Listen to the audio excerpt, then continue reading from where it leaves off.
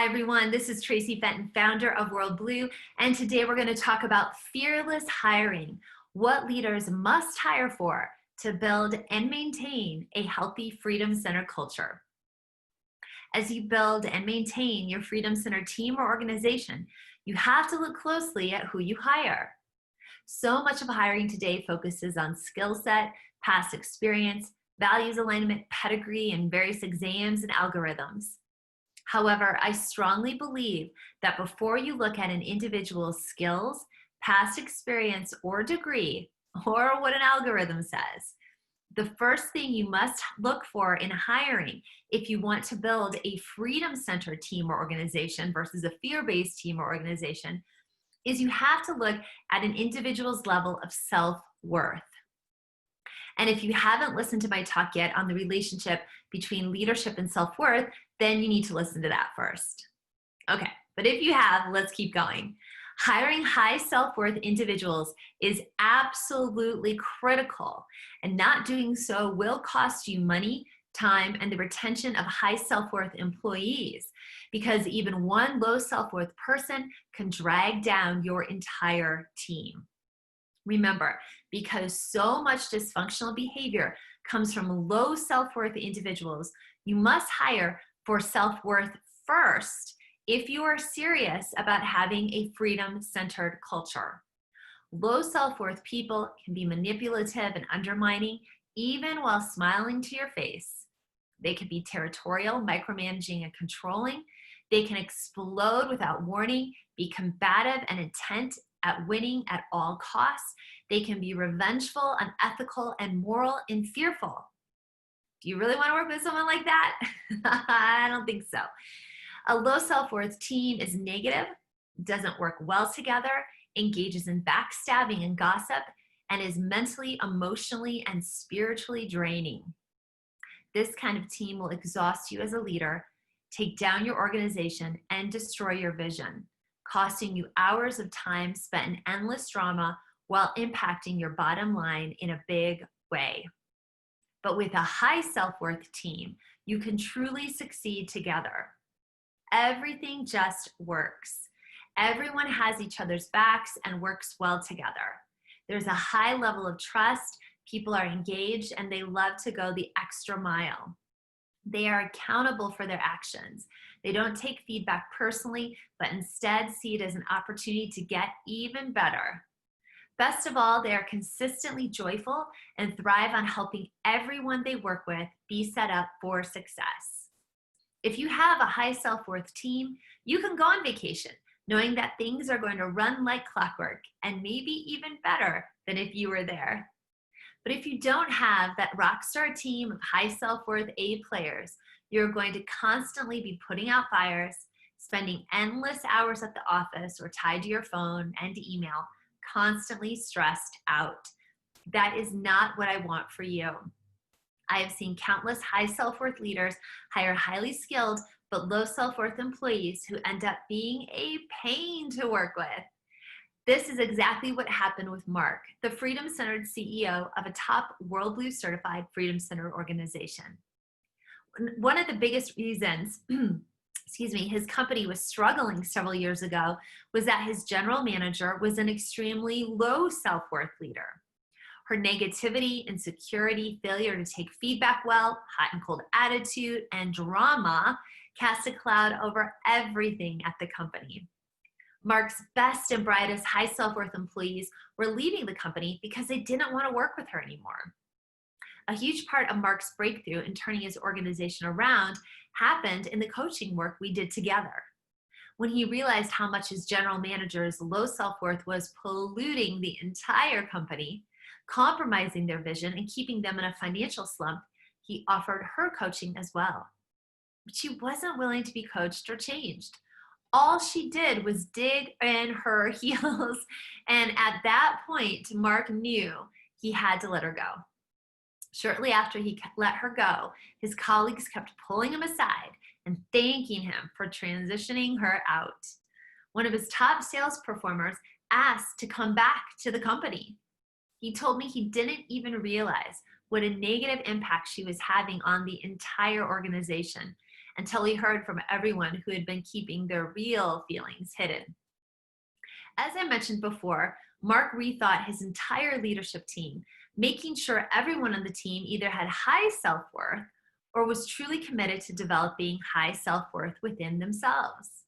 Their leadership team of high self-worth leaders is now thriving, and financially the company has never been healthier. Mark fell back in love with his company and is now living a life he loves as well. If your team or organization isn't made up of high self-worth people, you will not be able to accelerate your level of success and achieve your goals. And I know from decades of personal experience and in working with top CEOs and business leaders all over the world that this vital decision will end up costing you in more ways than one. The bottom line is this: the first thing you must look for in hiring for your A team is high self-worth individuals. I cannot make this point more clearly or more strongly. It will literally save you thousands, if not millions of dollars if you consciously hire high self-worth people. We have let go dozens of employees over the years here at WorldBlu who were very bright and skilled, but struggled with self-worth and therefore brought a lot of drama to WorldBlu until we figured this out. When you have a high self-worth team, you can focus on the work rather than the workplace drama. So what does hiring high self-worth leaders look like in practice? How does this actually work? Well, here's how we hire at WorldBlu. Our hiring process involves many steps, but for the first step, before any interview, we ask them to answer one key question. Even before we ever look at a resume or a CV, we ask them this question. On a scale of 1 to 10, with 10 being the highest, how would you rate your level of self-worth and why? How would you rate your level of self-worth and why? We are looking for people who give themselves an 8 or higher. We consider that the high self-worth zone, and talk about how their self-worth comes from within, not externally, but it has to come from within.